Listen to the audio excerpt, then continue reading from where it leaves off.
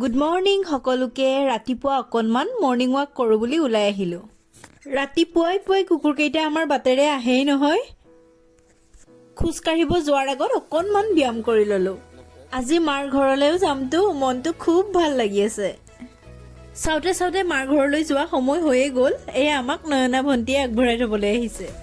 Depot পাব পৰাকৈও গাড়ীখনত তেল নাই জানেনে, সেইবাবে আজি খোলা তেলেই ভৰাব লগা হ'ল। খোলা তেল 2 লিটাৰ ভৰাই আহি আছোঁ আৰু মাৰ ঘৰ অভিমুখে আমি আটাইকেইজন আহি আছোঁ। আজি আমাৰ গাঁৱৰ মন্দিৰত সমূহীয়া নাম আছে, আপোনালোককো দেখুৱাম দেই, শেষলৈকে চাই থাকিব। যিসকলে আমাৰ ভিডিঅ' চাই ষ্টাৰ পঠাইছে সেইসকলক বহুত বহুত ধন্যবাদ। আপোনালোকেও ইচ্ছা কৰিলে পঠিয়াব পাৰে। ঘৰ আহি পালোঁ, পেহী মাহী খুৰী সকলোৱে মিলি চব্জি কটাত ব্যস্ত। মানুহজনে আহিয়েই ঠেলাখন ল'লে আৰু মাহ প্ৰসাদখিনি মন্দিৰলৈ লৈ যাবলৈ যোজা কৰিলে। লগতে চাহ দিবৰ বাবে মিঠাইখিনিও উলিয়াই আছে। তেওঁৰ ফালৰ নামতীসকলক আদৰিবলৈ আমি সাজু হৈ আছোঁ। তেওঁলোকক ভৰি ধুৱাই ধূপে দীপে আদৰাৰ আমাৰ পৰম্পৰা আছে।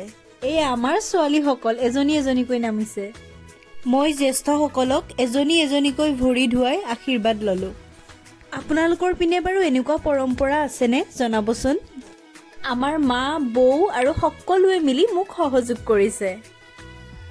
এয়া ৰ'দপুৱাই বহি আছে আমাৰ কৈলাশ ভাইটি। ময়েই কেমেৰাটো ধৰি সকলোৰে লগত এটি ভিডিঅ' বনাই স্মৃতিটো ৰাখি থ'লোঁ। মন্দিৰত আমাক বিচাৰিছিলে, সেয়ে যাবলৈ ওলালোঁ যদিও বাইকখনত দেখোন ষ্টাৰ্টেই নহয়। আমি খোজকাঢ়িয়েই আহিলোঁ আৰু ৰাস্তাতে নিকুমণিক লগ পাই ভালেই লাগিলে। বহুত দিনৰ মূৰত মোক লগ পাই তাইৰো বহুত ভাল লাগিলে। গাঁৱৰে দাদাজনে বাঁহ ফালি আছিলে, হেঙাৰ বেৰিব হেনো। দাদাকো আবেলি মন্দিৰত যাবলৈ ক'লোঁ।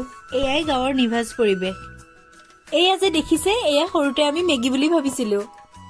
মন্দিৰ পাই দুয়োৱে প্ৰণাম জনালোঁ আৰু ভিতৰলৈ সোমাই আহিলোঁ। আমাৰ গাঁৱৰ মন্দিৰত এওঁ প্ৰথমবাৰ প্ৰৱেশ কৰিছে। আমি কিন্তু মন্দিৰৰ সাজ পোছাক পিন্ধি অকণমান পিছতহে আহিম দেই। আহিয়েই মন্দিৰৰ দেউৰী বৰ্তাজনক অকণমান সহায় কৰি দিলোঁ। তেওঁ আকৌ কলপাত এখন কাটি এইটো ধুনীয়া ডিজাইন বনাই দিলে। দেখিবলৈ একদম পদুম ফুলৰ পাতৰ দৰে।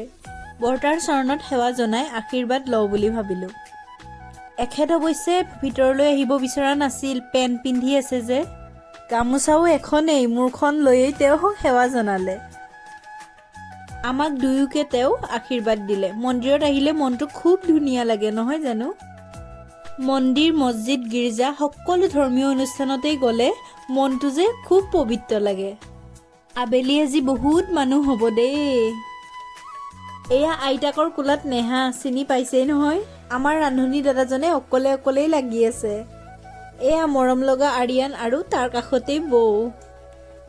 আমাৰ ঘৰত প্ৰথমবাৰ আহিছে। সকলোৱে শাৰী পাতি ভাত খোৱা আৰম্ভ কৰিলে।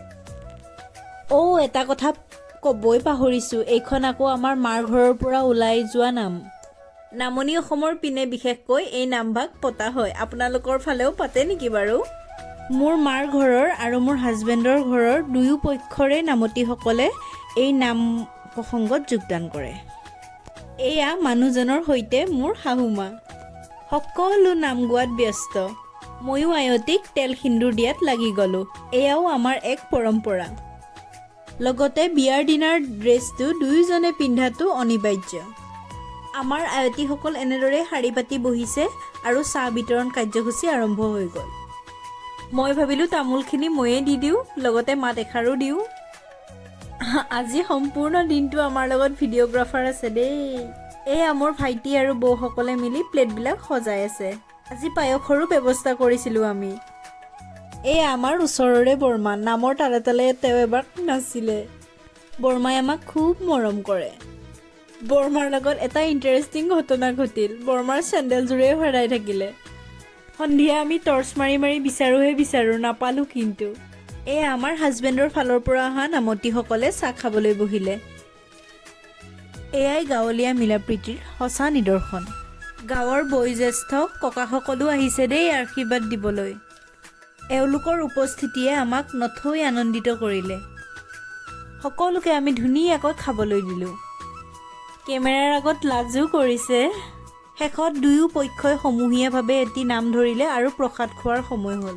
আজিৰ ভিডিঅ'টো ইমানেই আছিলে। লগ পাম নেক্সট ভিডিঅ'ত। Bye bye.